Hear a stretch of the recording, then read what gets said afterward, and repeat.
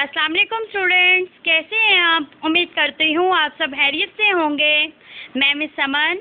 आज के हम जनरल साइंस के लेक्चर में चैप्टर नंबर हमारा है 11, उसका long question number 3, problems involved in generating electricity के बारे में पढ़ेंगे कि हमें जनरेटिंग इलेक्ट्रिसिटी को जनरेट करते हुए कौन कौन से मसले जो हैं वो पेश आते हैं।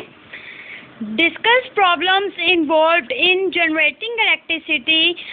जनरेटिंग इलेक्ट्रिसिटी को बनाने वक्त हमें कौन कौन से मसले जो हैं पेश आते हैं वो हमने बयान करने हैं। Various types of problems are involved in generating electricity, some of these problems are describe लो। यानी बिजली पैदा करने में तरह तरह के मसाइल शामिल हैं। इन मसाइल में से कुछ का जिक्र झेल में बयान किया जा रहा है। यानी कि बिजली पैदा करने में कई किस्म के मसाइल जो हैं वो पेश आते हैं। इन मसाइल में से कुछ जो हैं मसाइल ज़ेन में बयान किए गए हैं। Number 1, hydroelectric power is the one of the commonly used method of producing electricity. It is cheapest way of getting electricity, but these are some problems in this methods. For hydroelectric power generation, dams are constructed. The water table in the nearby areas of a dam rises, which causes waterlogging and land becomes uncultivatable in winter due to shortage of water. Electricity cannot be generated on large scales. Moreover, the population of area is shifted to some other places if a dam is to be constructed in that area. यानी कि इस first point पे हमें बताया जा रहा है कि हाइड्रोइलेक्ट्रिक पावर बिजली पैदा करने का एक आम इस्तेमाल किया जाता है। बिजली हासिल करने का ये सबसे सस्ता तरीन तरीका है, लेकिन इस तरीके में भी कुछ परेशानियां पेश आती हैं। बिजली घर से बिजली पैदा करने वाले डैम बनाए गए हैं। करीबी इलाकों में वाटर टेबल्स गैर काबिले अमल हैं। सर्दियों में पानी की किल्लत की वजह से बड़े पैमाने पर बिजली पैदा ना की जा सकती है। इसके अलावा अगर इलाके में डैम बनाना है तो इलाके की आबादी को कुछ दूसरी जगहों पर मुंतकिल कर दिया जाता है। अब लाइन बाय लाइन इसको पढ़ते हैं कि hydroelectric power is one of the commonly use method of producing electricity. के हाइड्रोइलेक्ट्रिक पावर बिजली पैदा करने के लिए एक आम इस्तेमाल किया जाता है। For hydroelectric power generation dams are constructed. बिजली हासिल करने का ये सबसे सस्ता तरीन तरीका है। The water table in the nearby areas of a dam rises which causes water logging and land becomes uncultivatables.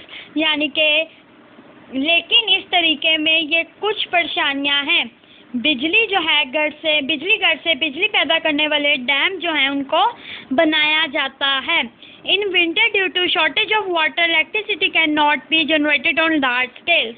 यानी कि करीबी इलाकों में वाटर टेबल्स गैर काबिल अमल हैं और सर्दियों में पानी की किल्लत की वजह से बड़े पैमाने पर बिजली पैदा नहीं की जा सकती। Moreover, the population of area is shifted to some other places if a dam is to be constructed in that area. यानी कि इसके अलावा अगर इलाके में डैम बनाना है तो इलाकों की आबादी को कुछ दूसरी जगहों पर मुंतकिल कर दिया जाता है। नेक्स्ट पॉइंट है electricity production by thermal energy needs fossil fuels, oil, gas, coal. These are non-renewable energy sources. That is why these are running short day by day and their prices are shooting up. Moreover, fossil fuels release smokes and other harmful gases in the atmosphere. यानी कि thermal energy से electricity पैदा करने में fossil fuels यानी तेल, gas और कोयला जलाना पड़ता है। ये एनर्जी के ऐसे ज़राए हैं जो दोबारा ना बनने के लिए या ये जो दोबारा ना बनने वाले हैं। यही वजह है कि फॉसिल फ्यूल्स के मौजूदा ज़ख़ीरा रोज़ बरोज़ कम होते जा रहे हैं और इनकी कीमतें बढ़ रही हैं। मज़ीद ये कि फॉसिल फ्यूल्स धुआं और दूसरी नुकसानदायक गैसें एटमॉस्फेयर में खारिज करते हैं। लाइन बाय लाइन इसको पढ़ते हैं कि electricity production by thermal energy needs fossil fuels, oil, gas and coal. यानी थर्मल एनर्जी से इलेक्ट्रिसिटी पैदा करने में फॉसिल फ्यूल्स यानी तेल, गैस और कोयला जलाना पड़ता है। These are non-renewable energy sources.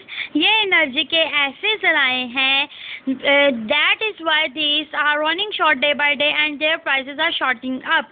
यानी कि ये एनर्जी के ऐसे जराए हैं जो दोबारा ना बनने वाले हैं। यही वजह है कि फ्यूचर फ्यूल्स की मौजूदा ज़हीरा रोज़ बरोज़ कम होते जा रहे हैं और इनकी कीमतें बढ़ती जा रही हैं।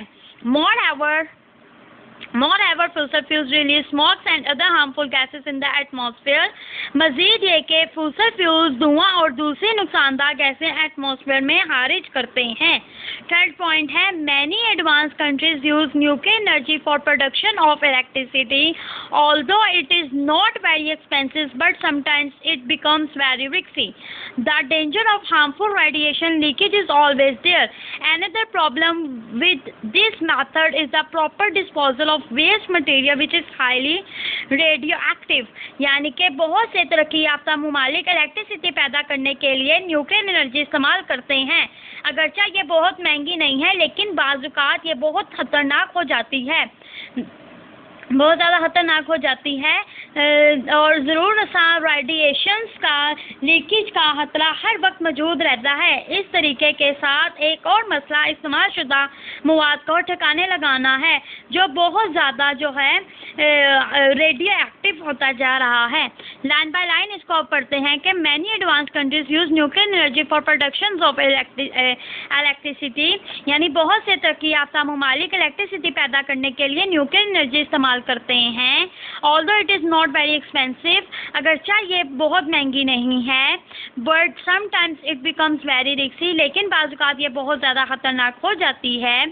The danger of harmful radiation leakage is always there, कि जो ख़तरा है हार्मफुल रेडिएशंस का, यानी कि रेडिएशंस की लीकेज का ख़तरा हर वक्त मौजूद रहता है। Another problem with this method is the problem disposal of waste material which is highly radioactive.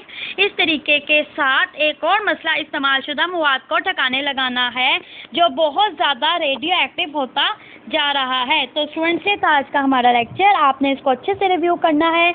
अगर आपको इसमें कोई मसला पेश आ रहा हो या कोई ऐसा सवाल जो आप पूछना चाहते हो तो आप ज़रूर पूछ सकते हैं। इंशाल्लाह हम नेक्स्ट लेसन प्लान के मुताबिक लेक्चर को जो है डिस्कस करेंगे ना। अल्लाह हाफिज़, शुक्रिया।